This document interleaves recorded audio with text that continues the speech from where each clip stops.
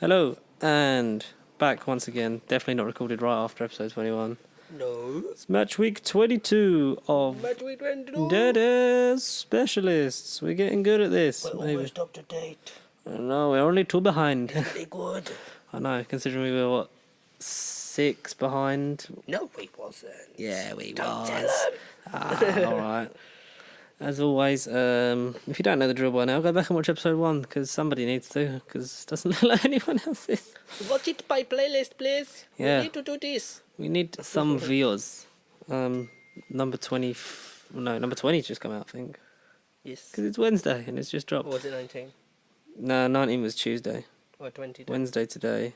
And I still 21 haven't done the tweet on the social media and about 22 19. Friday. Because I'm like a day behind on the thing for that. And And 23 Saturday. And then 24 is no one. 24 maybe, I don't know. It depends when we get that done. Probably next week at some point. So, the 10 games. Let's start off with one we just saw the highlights for. Sheffield United 1, West Ham 0. What do we make of this one? Nikos? Shame for West Ham, personally, in my eyes. VAR, doing VAR things, and unfortunately for West Ham, it took out their goal, was it they had? Yeah, the equaliser from Declan Rice was so ruled out through VAR. the ball was headed down into Declan's hand, and they said no. They said, no, you're not allowed this goal. I personally think that is ridiculous. Like, VAR just needs to be consistent in their sense of how they're going to be doing. Yeah, we did talk about these this handball in situations. It's a hard one And I think to sort of... it's just... It's not deliberate, because it literally is It's like... come down to his hand. Yeah, like, because he's it's been not- headed off of the... Like, it's bounced, hit the player's head, and then Like, into his hand. If Like, he picked there's it up nowhere and to... started running with it, then yeah, I understand. Yeah, there's no... There's literally, like... What does he do? Where's the room? But, you know, it's... Like you say, it's a tricky one. It is It's indeed. unfortunate for him, because Declan thought he'd salvaged a point for his team. Yep, And, you know... but pretty good for good old Sheffield to get another result in a game. So 1-0 for them, 3 points at home. Place that we were saying is a dread to go for some clubs. Yeah, because Bramall Lane's become a proper fortress this season. So And very, very good. very good, very nice. But I think that's pretty much all I've got about this. Yeah, game but to the speak VAR decision was sort of like the main talking point. Who scored the goal for Sheffield United? about. McBurney. Yeah, well taken that was, wasn't it? Yeah, because they Yeah. broke on the counter.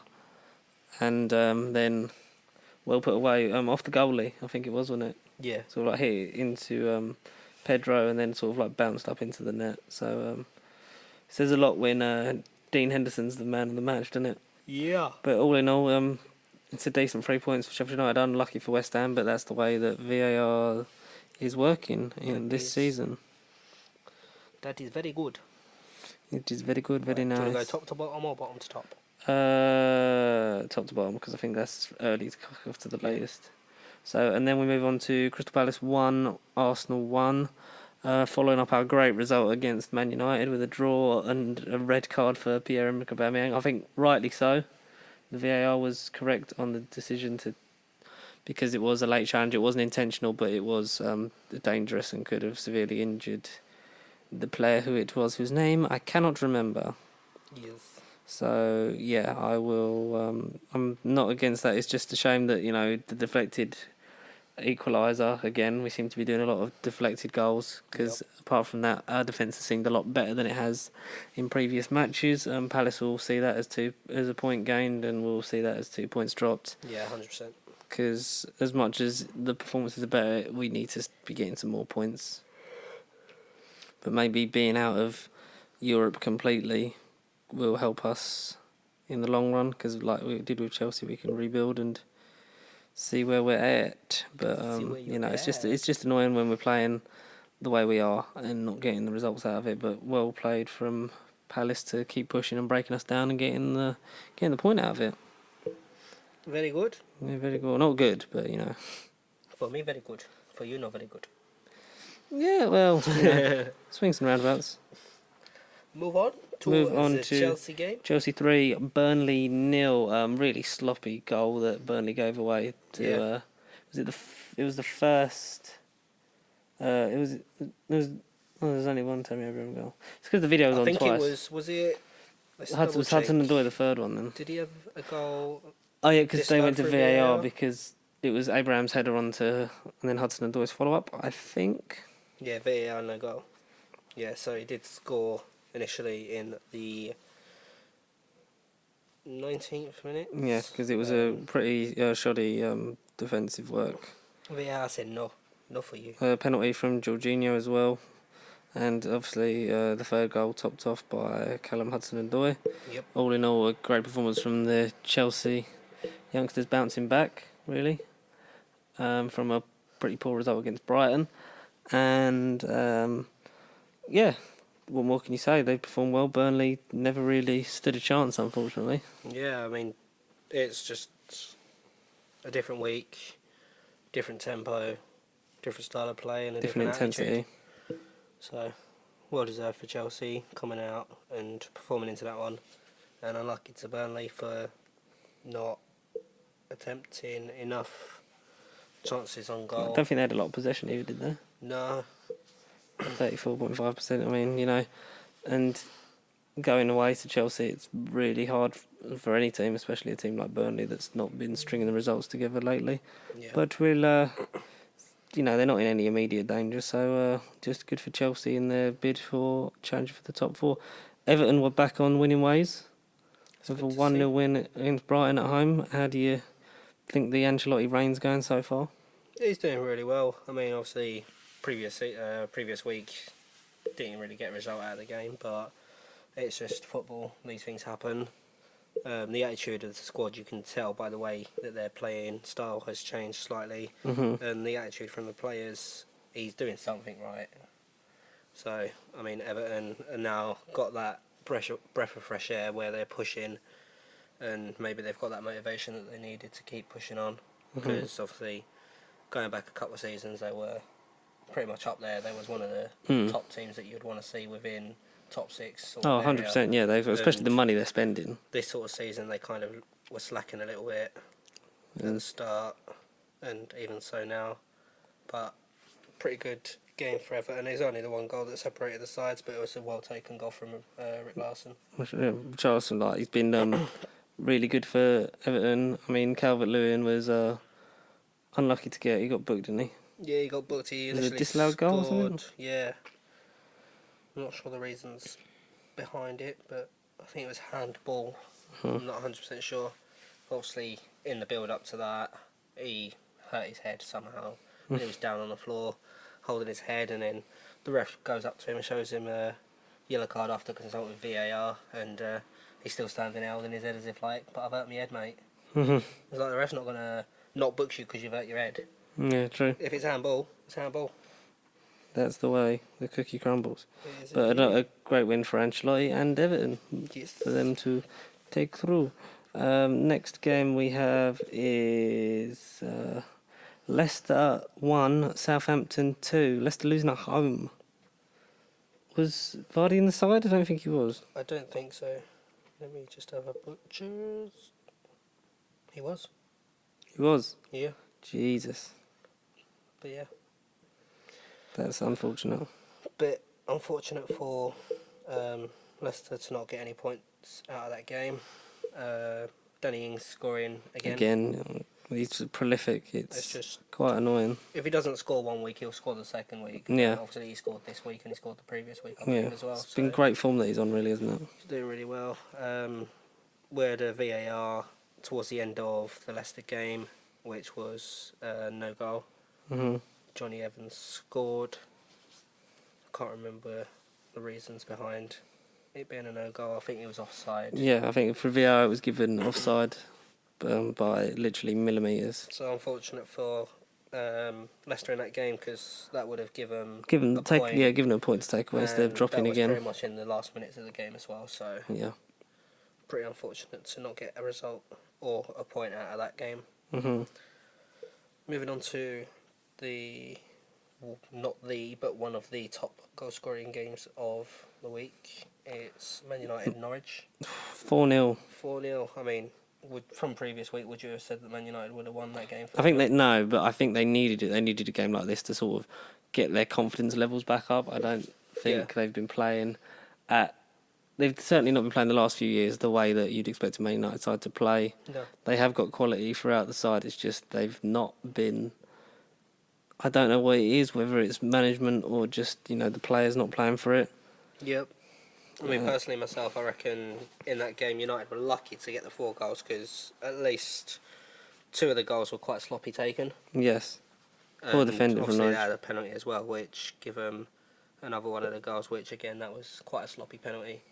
So a bit lucky to get that as a goal. Mm-hmm. We obviously had 2 goals from Rashford, one being the penalty, a goal from Martial, and a goal from a person who I'm pretty much admiring at the minute, Mason Greenwood. Mason Greenwood, yeah, a great young player. Going back to the young player situation, I reckon if he's still getting game time and he's playing week in, week out, or as often as possible, like, he could become another great for England in the future. Oh, definitely. So, Euro 2020, will we see him there? Who knows? Well, hopefully we have a lot of, because like we've been saying, it's been a great year for English talent. Let's hope that long may it continue. Yes. But until then, we'll have to just wait. Next game, What else have Wolves we got? 1, Newcastle. But we can just agree 1. that keeps Ollie's job a little bit longer, doesn't it? Yeah, that's true. He got that boost, and then hopefully he gets a set back in the future. Well, no, hopefully he just stays. Yeah. Maybe. We don't know. I don't know. You don't know. No, We dude. don't know. Nobody knows anymore. But yeah, sorry, next one. Next one, Wolves 1, Newcastle 1. Newcastle just hit with injury after injury in this game, and obviously that's just building up on injuries that they've been hit with over the previous weeks. I'm pretty sure, let me just double check. Pretty sure they had 2 players go off injured in this match. Yeah, so they had Dummett go off due to injury in the 13th minute. And then they had Dwight Gale go off injured in the 28th minute. And I think that might have been it from that game. But losing 2 players in the same game through injury, it's pretty tough for any club. Oh, 100%. And obviously if you are currently battling injury problems, it's not something that you want to do. No.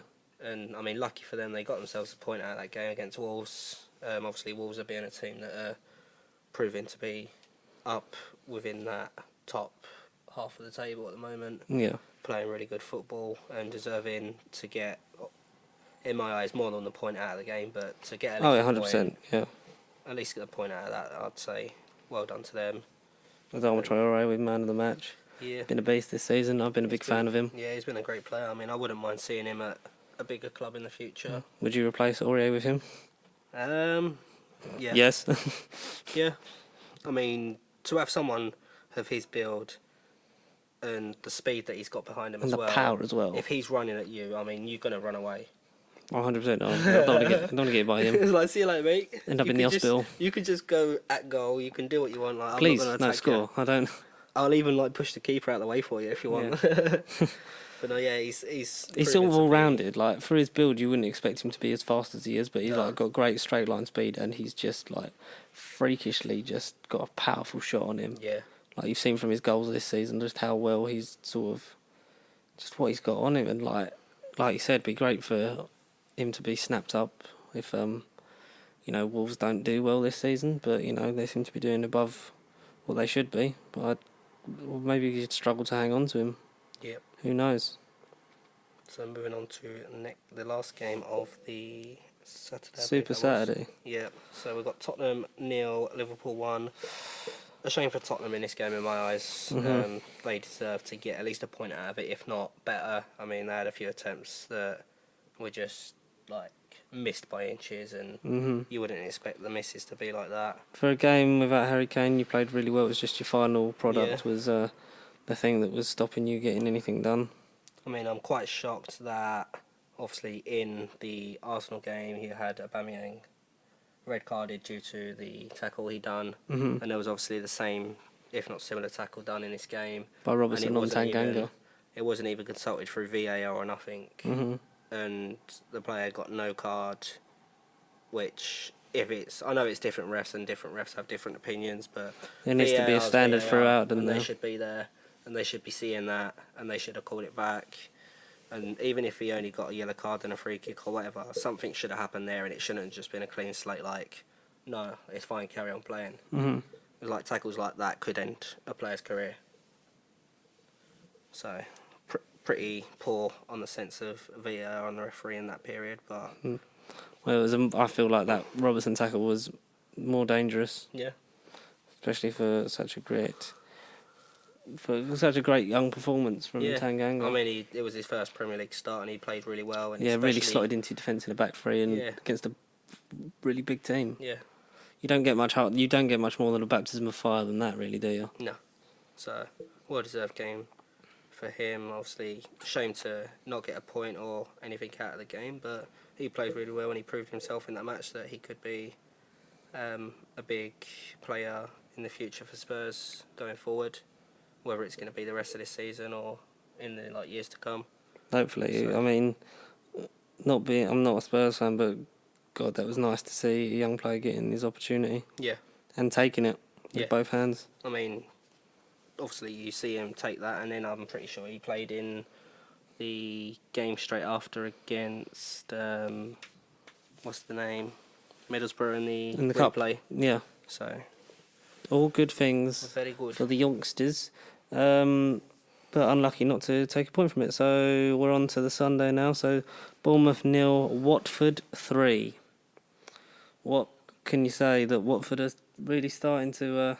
Watford are just put something together now. I mean, this match in particular, I reckon for Watford, they see it as we're in a relegation battle, Bournemouth are in a relegation battle. I know it's still early to be classing it as like relegation battle, but obviously they're both sitting down there in the bottom, and they maybe used that as their motivation for the match to push themselves, and they got themselves 3 goals to get 3 points. Bournemouth, this game and obviously last match week, pretty comprehensive losses for them. Do you think that's a problem for Eddie Howe and the rest of the team? Potentially, but it could just be like a minor hiccup, but they just need to push on and push forward. In football, you have these things happen, whether it's a loss, a draw, you're playing well one week, you're playing bad the next week or whatever. But I'd say back-to-back loss, you don't want to do regardless of what team conceding you're 7 goals in 2 games. I mean, it's not good, but not usual Bournemouth. I reckon they could pick themselves back up in the coming weeks. Well, hopefully they do, yeah. But it's good to see Watford getting themselves into a game where they're getting a good result in. It's about time. That sort of probably, area. I think the Watford fans would agree that they're probably long overdue. Some results like that, really, aren't they? Yeah, definitely. But the highest scoring game is the last game. Aston Villa 1, Manchester City 6. That's wow. I mean, 7-goal thriller, but really in favour of one team. Yep. The only goal come from, was it El Ghazi for Aston Villa late on for a penalty? Yeah, it was pretty much in the ending minutes of the game. How talk us through that Man City performance. It was just, how do you break that down? Morris scored the first goal and I was like, here we go. Just a goal. Yeah. And then obviously he got the second, I was like, okay. Open the floodgates a little bit. Just don't get a third, please. And then obviously moving on to Sergio Aguero getting his first goal of the game in the 28th minute. A goal from Gabriel Jesus just before half time, so that put them through 4-0 at half time. Aguero then 57th minute scored his second goal and finished his hat trick in the 81st. I'm pretty sure he broke a record as well with scoring that hat trick. I'm not too sure. I think it's the most Premier League hat tricks, maybe something like that. Possibly, yeah. So I mean, well done to Aguero for breaking that record. They just blitzed it, didn't they? Yeah, well done for Man City getting all 3 points in that game and just dominating. I mean, there's not much. The possession for it all speaks for itself, doesn't it? There's not really. What more can you say about that performance other than Aston Villa just stood no chance from them. As soon as that first goal went in, they just sort of kicked into some high gear that not many teams are capable of doing. I think them and Liverpool being the only main ones that we've seen do it consistently over the last couple of seasons. Yeah. And, it's bad for Aston Villa's hopes of staying up, but good for Man City in their sort of sign of intent to try and at least try and catch up with Liverpool if they can. I don't know if they can, but Yeah, I mean, it's there. The possibility's there, but it could be too little, too late. I mean, Liverpool is theirs to lose. We've said it for numerous weeks now. Yeah. But we'll just see what happens. There's only one way that we're going to find out. Shall we? Shall we do the table? We shall, and and then it's all yours this week. You want me to do it? Yes. Take it away, Georgie. All right then. From 20th upwards, because that's what we do. I forgot this was a Newcastle new phone. It's fresh. It's nice. It's not sofa. It's not. It was a nice sofa that you had on your phone, you know. From 20th upwards, Norwich still at the bottom with 14 points. Bournemouth dropping down into the relegation zone with 20 points in 19th. Aston Villa down in the zone 2, 18th with 21 points. Watford moving up to 17th with 22 points. West Ham stay where they are, 16th with 22. Burnley also with 15 with 24. Brighton still in 14th with 24. Newcastle stay where they are, 13th with 26. Southampton and Everton and Arsenal stand where they are in 12th, 11th and 10th, all with 28 points. Crystal Palace sticking in the top half of the table for now with 29 points. Spurs dropping a couple of places to 8th with 30 points. Wolves 7th with 31 points still. Sheffield United move up to 6th with 32 points. Man United in 5th still with 34 points. Chelsea still in 4th with 39. Leicester down to 3rd with 45. Man City up to 2nd with 47 and still running away with it is Liverpool in 1st with 61 points. Absolutely crazy. It is madness. This and thing they is still have a game in hand. Which will be played. The game in hand gets played as of they're recording next Wednesday. Yeah. Because that's when the game with West Ham that they should have had will be done. It'd be great if West Ham won that. It would. And that started them on a spiral. And then they still won the league. But, should we do our player of the week this week? Let you go first. Possibly. I mean, just for getting a hat-trick and breaking a record, I'm going to have to give it to Aguero, personally. We haven't really talked about on this. No, I mean, I'm a big fan of Aguero. Oh, yeah. I quite like him. He's a good player. He gets results for his team. And he always likes to score.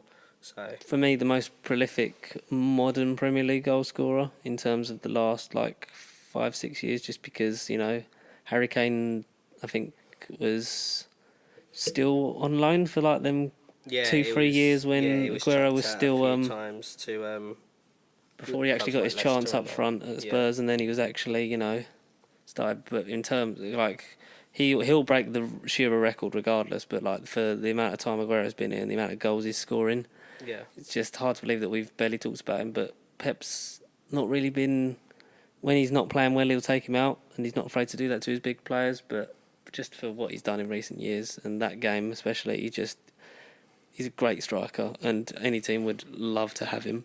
100%. For me, I'm going to go against the norm and say a Spurs player.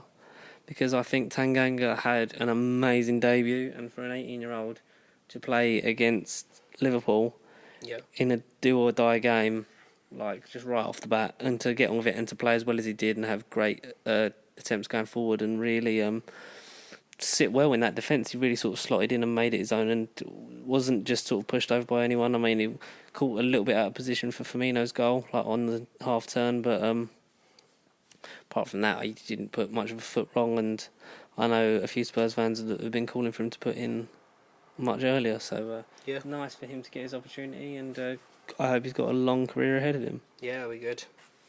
Well deserved. Well deserved.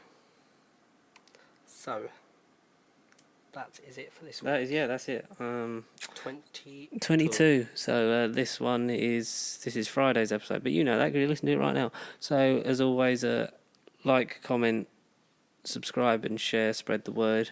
If you've been here for a while, if you're new here, get involved, because we like to, we like audience interaction, we like people, and we like to grow, and we like to do more with this channel. It's not just 2 audio formats. Yeah.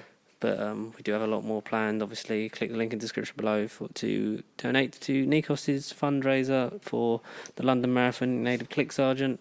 Yes. And at Pasty Sheep on all the socials, Twitter, Instagram, Facebook, and also email us or tweet at us anything you want at us, and we'll read it out, we'll answer questions, we'll get involved with you, and until the next one, we'll wish you a very happy rest of the week, because we're trying to catch up, so we've got to do another one now. Goodbye. Goodbye.